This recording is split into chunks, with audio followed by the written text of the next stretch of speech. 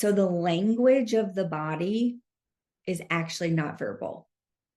It's not verbal. When we speak things, when we say things, that actually works for the brain. But the body's language is what we call somatic, and that's feeling, that's sensation, that's everything that you're noticing about, do I feel cold? Do I feel hot? Do I feel tension? Do I feel loose? Do I feel discomfort in my joints? Do I feel butterflies in my stomach? Do I feel energy in my body that might make me think I'm anxious? Do I notice my breath is shut? All of those things are feelings and sensation.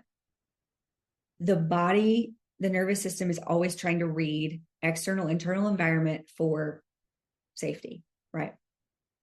So we want to speak the language of the body when we're trying to calm it down. Have you ever noticed that if you're anxious, if you're worked up for any good reason, whether it be real or not, remember the nervous system can't tell the difference between real or perceived. So if you think something, your body is actually coming online. The whole stress response is responding to think it's happening.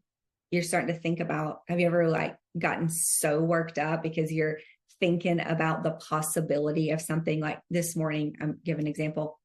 I was driving and there was almost an accident. It was right in front of me. This truck with a trailer pulled out right in front of this car. And I just held my breath because I honestly thought that they were going to collide. And and I had this full reaction. My heart started racing. I noticed my breath shifted. My body got tense.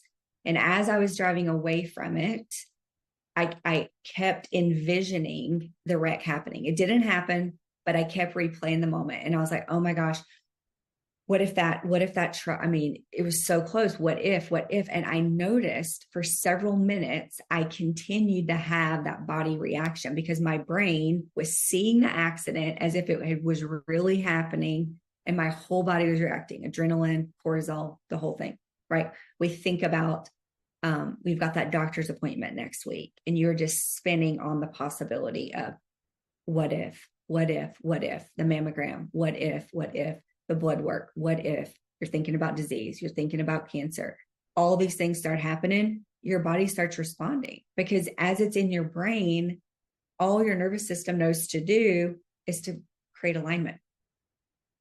It wants everything to be congruent. So if it's up here, then obviously the reaction is going to happen in the body as if it's happening. So real or perceived, our nervous system can't tell the difference. And so if we're spinning on these things that we are worried about, anxiety, then obviously, right, it's going to transmit into the body.